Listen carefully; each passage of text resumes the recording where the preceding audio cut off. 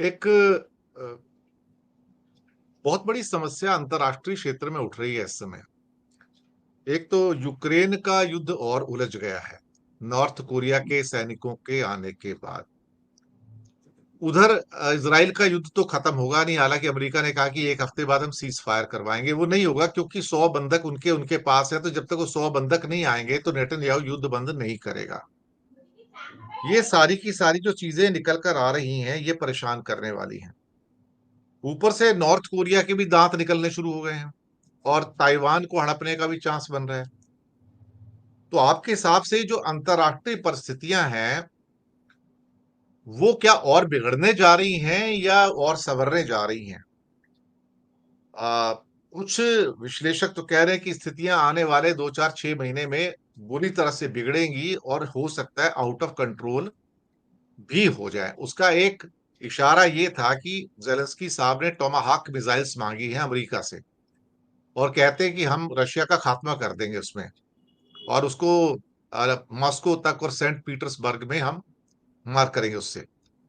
Putin का ये कहना है कि अगर तुमने मॉस्को पे और सेंट पीटर्सबर्ग में अपनी मिसाइलों से, बैलिस्टिक मिसाइलों से मार किया जो अमेरिका और नेटो देशों से मिल रही है, तो हम उसको, ये अटैक यूक्रेन के द्वारा नहीं समझा जाएगा, ये समझा जाएगा कि अमेरिका, ब्रिटेन, फ्रांस, जर्मनी का अटैक है।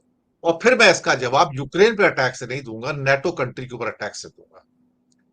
तो ये स्थितियां हाथ से निकलती हुई, फिसलती हुई नजर आ रही हैं।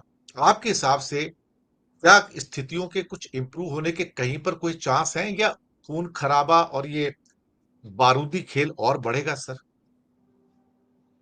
देखिए, ज्योतिषीय दृष्टि से मुंडेन एस्ट्रोलॉजी के अनुसार आने वाली स्थितियां फेवरेबल नहीं है। अभी शनि देव वक्री हैं और शनि देव जो है अनुशासन का कारक ग्रह होते हैं, नियमों का कारक ग्रह होते हैं। तो शनि देव मार्गी होंगे अभी नवंबर में ही, 19-20 नवंबर के आसपास शायद, डेट मुझसे थोड़ी गलती हो सकती है।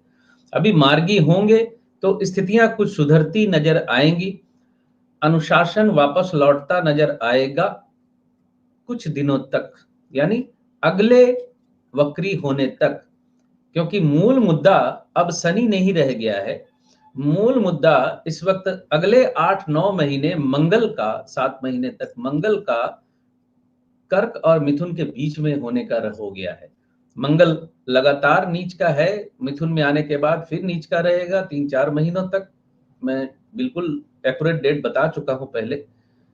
ये स्थिति रहते रहते बृहस्पति अतिचारी हो जाएगा मिथुन राशि में आते ही।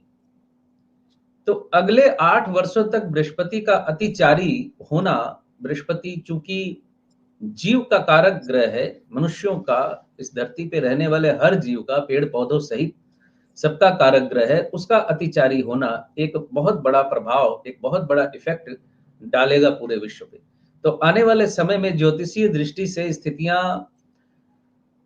अच्छी होती नजर नहीं आ रही। चूंकि हम, भारतवर्ष भी इसी धरती का पार्ट है। शुरुआत में ही हमने संघ की कुंडली पे चर्चा की, संघ की एक्टिविटी पे चर्चा की। तो इसका प्रभाव भारत पे भी पड़ेगा, इन ग्रहों की स्थितियों का। और आने वाला समय जो है विश्व के लिए कोई बहुत अच्छा संदेश ज्योतिष दृष्टि से लेकर नहीं आ रहा। यहाँ अक्सर कई लोग पूछते हैं कि फिर क्या करें। मैं फिर वही बात अपनी दोहरा रहा हूं कि सबको अपने अपने स्तर पे अपनी अपनी नैतिकता, अपने अपने विवेक को हिलाना होगा।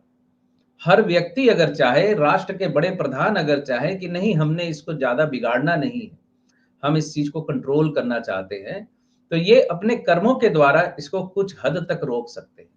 अदरवाइज फिर हाथ से चीजें निकलती जाएंगी तो फिर सुनने वाला कौन बचेगा। आज इजराइल एक देश नहीं सुन रहा है तो स्थितियां बिगड़ रही हैं। कल को रूस जैसा देश, इतना बड़ा देश, बोलेगा कि चलो हम बर्बाद होंगे तो किसी को नहीं जीने देंगे वाली मोड पे आ जाए तो फिर क्या कर लेगा कोई। तो इससे स्थितियां बिगड़ेंगी और सद्बुद्धि आती नजर नहीं आ रही किसी को। कोई भी सद्बुद्धि लेने को तैयार नहीं है। और आम इंसान, हम, हमारी तो कोई गिनती ही नहीं है। हम तो कीड़े मकोड़ों से गए गुजरे हैं। युद्ध करने के पहले हमसे ना राय ली जाती है, ना हमसे कोई बात की जाती है। अपनी अपनी ईगो, अपनी अपनी ऐंठन में राष्ट्राध्यक्ष युद्ध छेड़ते हैं और आम आदमी उसका भोग भोगता है। जी। अपनी अपनी ईगो ही है ना सबकी। जी।